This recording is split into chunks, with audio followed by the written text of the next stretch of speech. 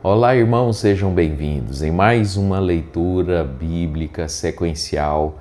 Nós estamos aqui para ler a Escritura, o grande livro, a Bíblia Sagrada, em mais uma oportunidade juntos, logo após a abertura.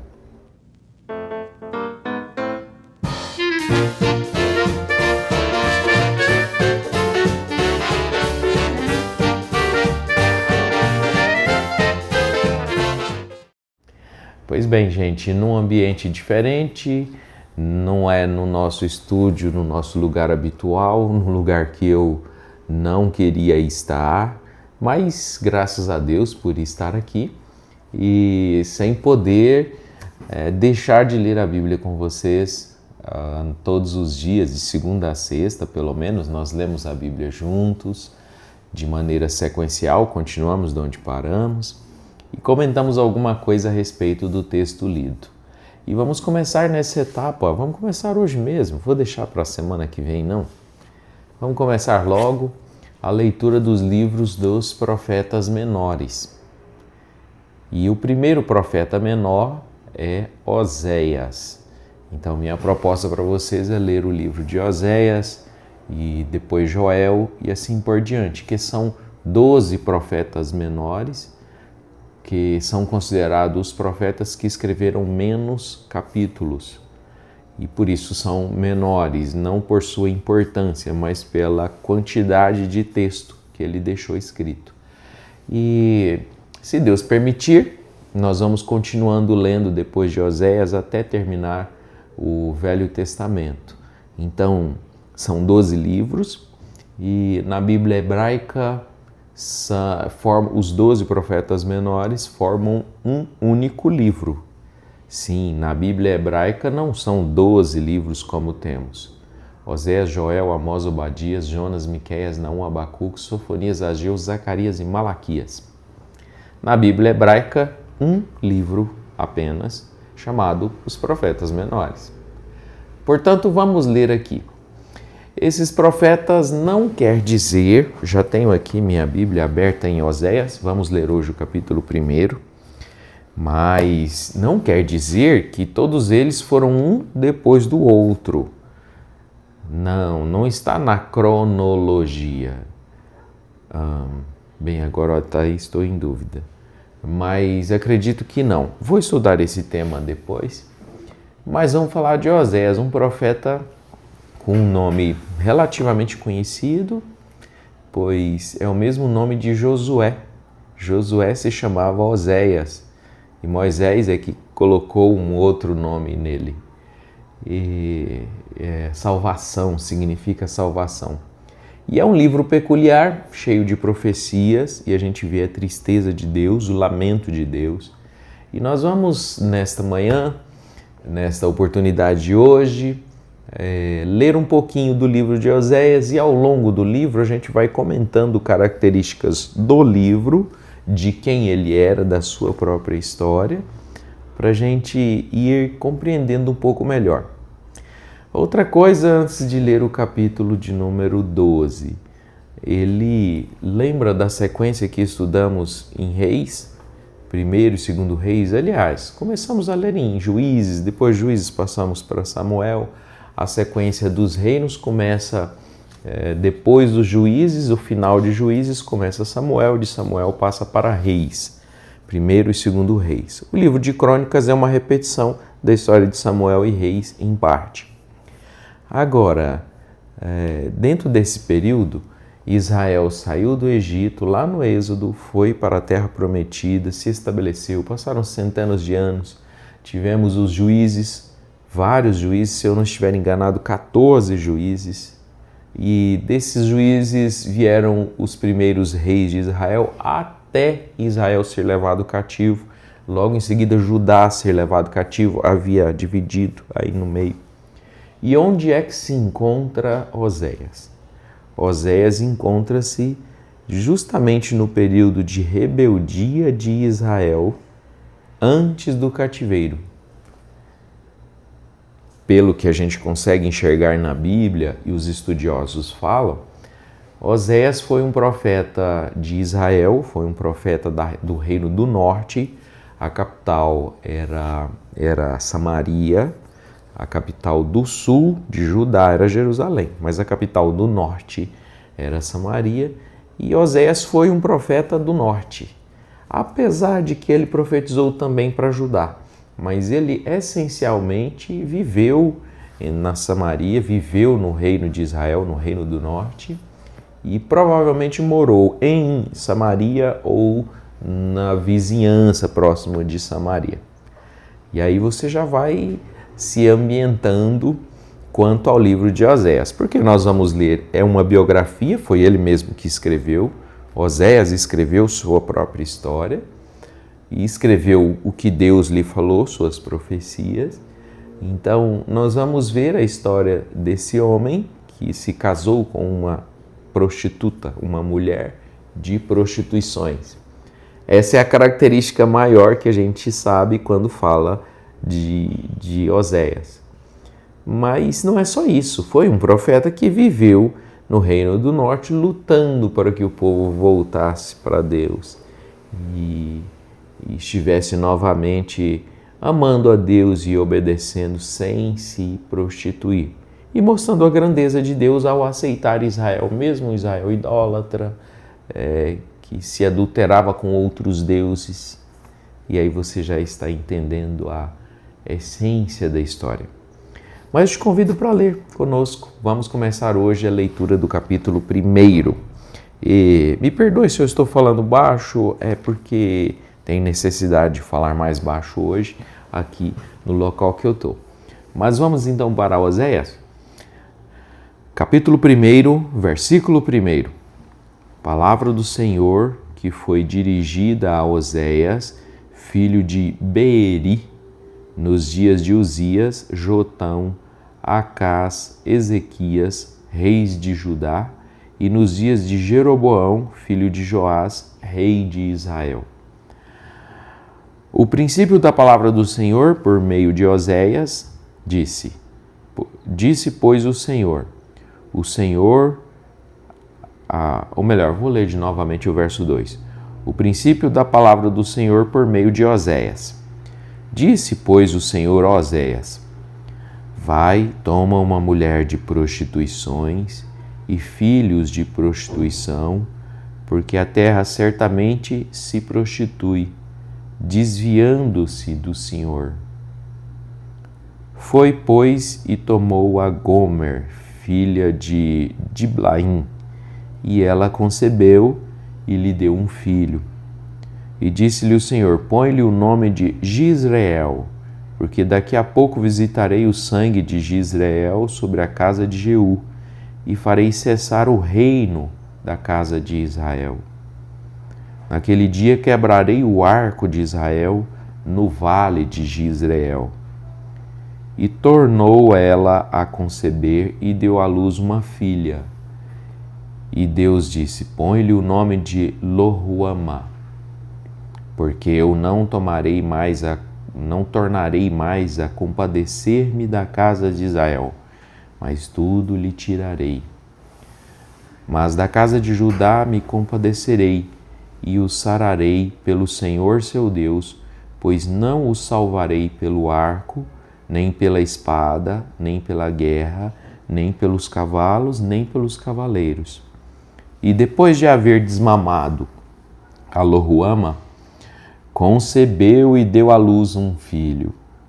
E Deus disse, põe-lhe o nome de Lo-Ammi, porque vós não sois meu povo, e nem eu serei vosso Deus.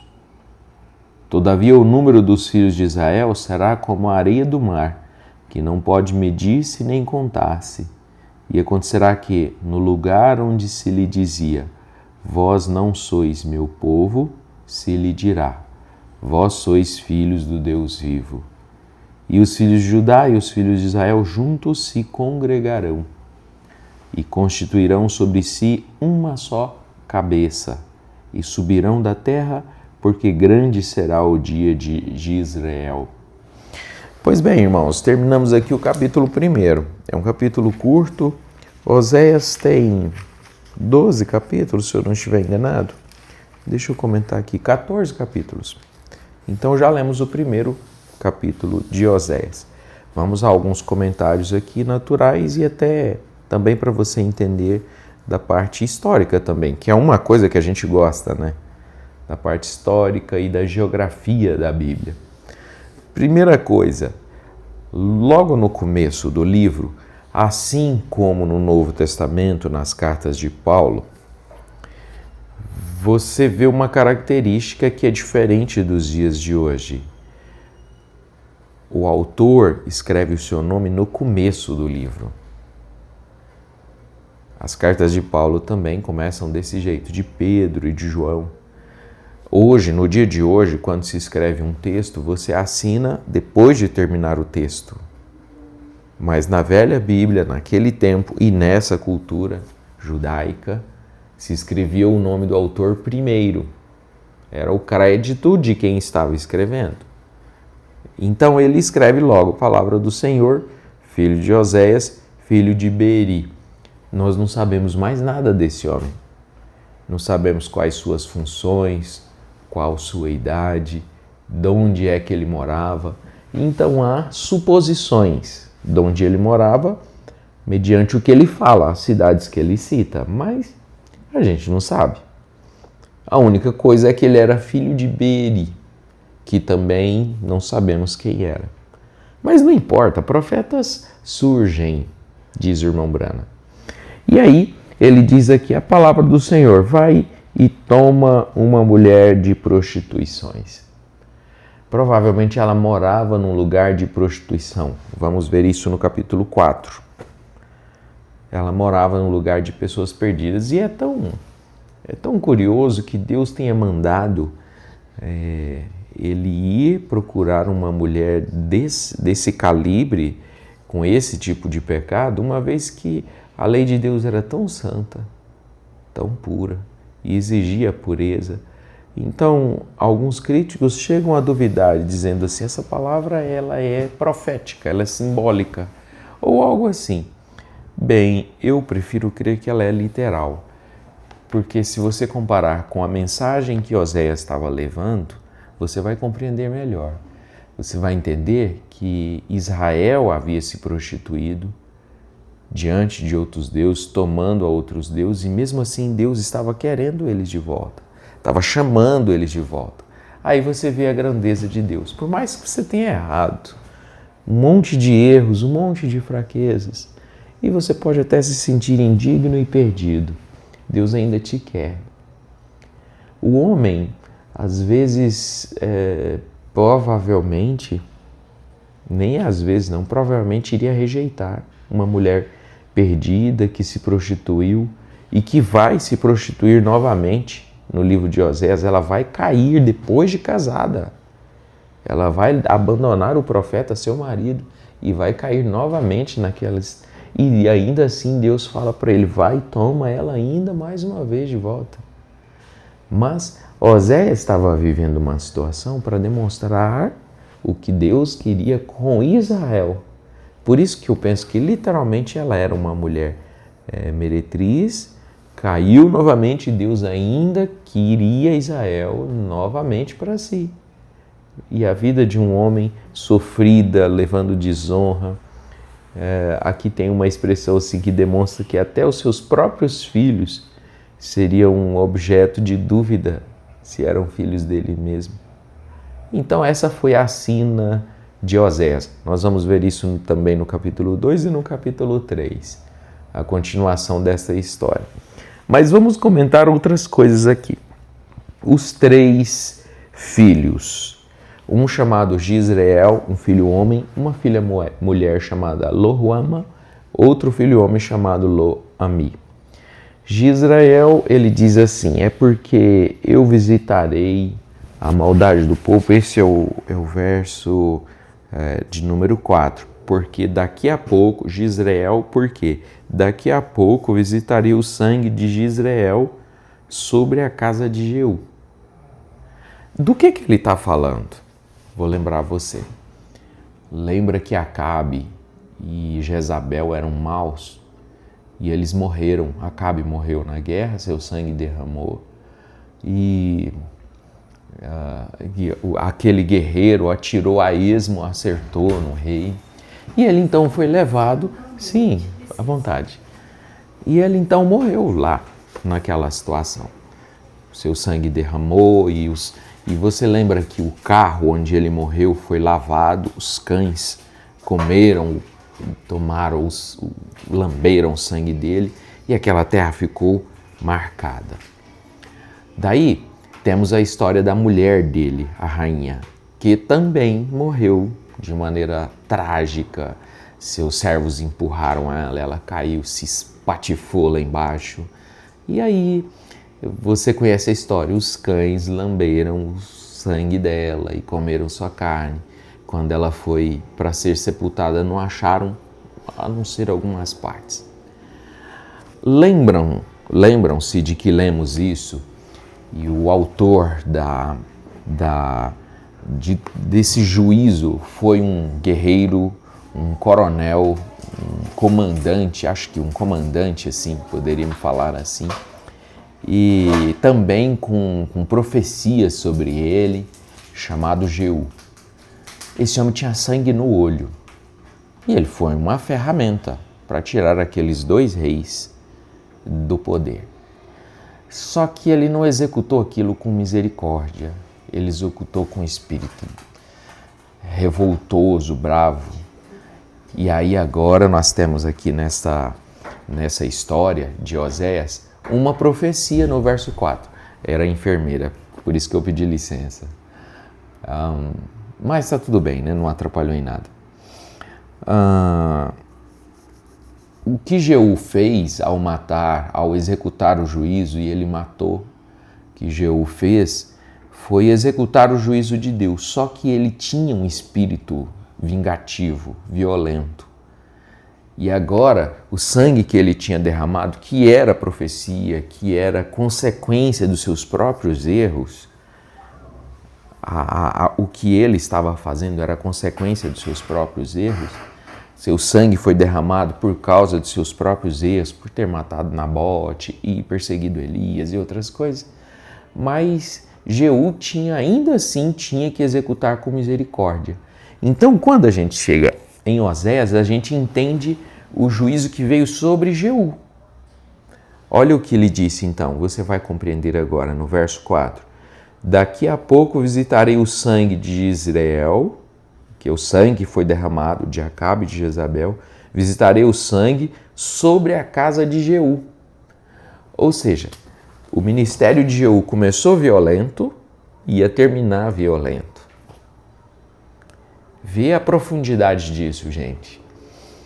Jesus falou para Pedro, se você viver pela espada, você vai morrer pela espada. E todo mundo colhe o que planta. A lei do plantio. Até falamos isso ontem na escola dominical. A igreja vai se lembrar. É inegável que há uma lei de plantio e de colheita. E Jeú plantou com violência. E Deus visitaria a violência do começo no final. E Jeú realmente... Isso aqui foi profecia só, mas se você lembrar de Reis, nós lemos Reis, ou você já leu particularmente Reis ou Crônicas, você vê que ele morreu de maneira violenta também. E Oséias foi o profeta usado para isso. Outra coisa que eu quero comentar é que aqui diz assim que ele foi nos dias de Beeri, filho de Beeri, nos dias de Uzias, Jotão, Acás e Ezequias, reis de Judá. Não quer dizer que ele estava morando em Judá, é que enquanto ele estava aqui no reino de Israel, e no reino de Israel o rei era Jeroboão. Esse Jeroboão aqui é o segundo, viu? Não é o primeiro, é o segundo. Enquanto ele estava na terra de Samaria, na terra de Israel, no reino do norte, cujo rei era Jeroboão II, no reino, porque sempre foi assim com a Bíblia, ela compara baseando o que era no outro reino. No outro reino, no reino de Judá, quem estava reinando foram Uzias, depois Jotão, depois Acás e depois Ezequias.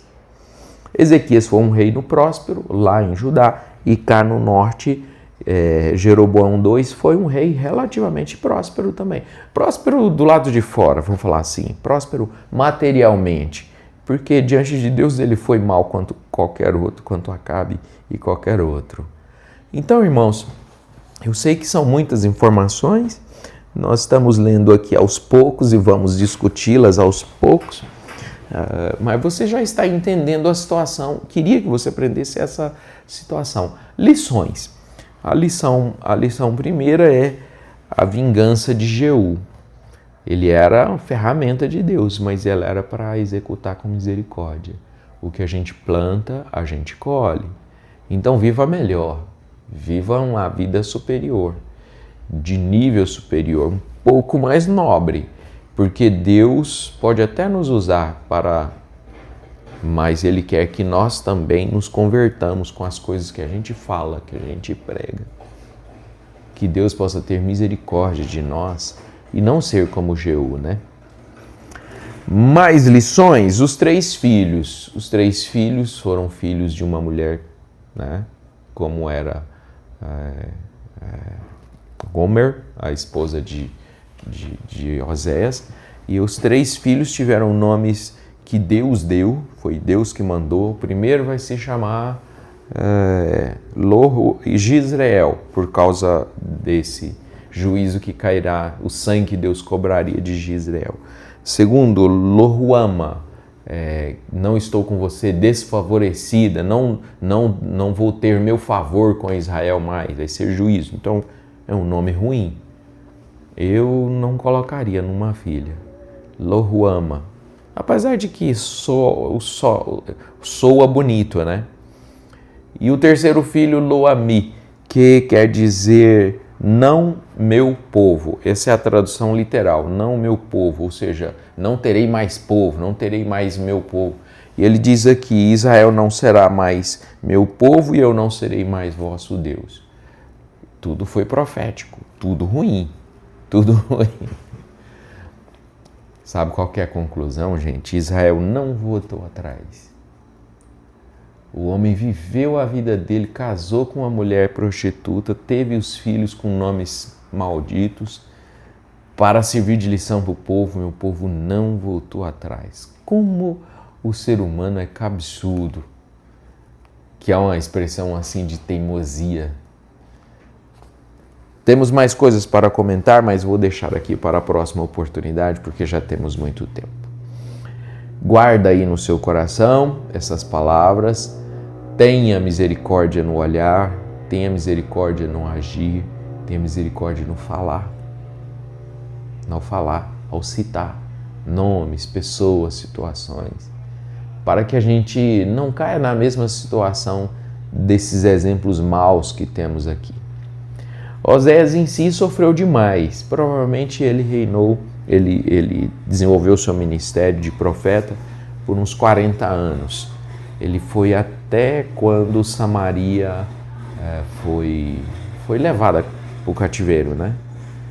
Então foi, vamos dizer, a última parte da história de Samaria viveu Oséias. Então temos o profeta outros profetas menores antes dele. Aqui eu tenho uma informação, ele foi contemporâneo de Amós em Israel, ele morava em Israel, e Amós também foi profeta em Israel, e eles foram contemporâneos. E Isaías também, profeta Isaías, que é um profeta maior, também foi no Reino do Norte. E lá em Judá, na tribo do sul, Judá, cuja capital era Jerusalém, o profeta era Miqueias, em Judá. Então ele foi contemporâneo de Miqueias, de Amós e de Isaías. A gente não nota essas informações aqui ao ler a Bíblia correndo. Por isso que eu quero ler devagar com vocês. Vamos ler devagar. Se Deus permitir, amanhã a gente vai para o capítulo 2, tá bom? Deus abençoou o seu coração, tenho certeza. Deus abençoou, porque só de ler a Bíblia a gente já recebe a bênção. Tenham todos um bom dia e até amanhã, se o Senhor nos permitir.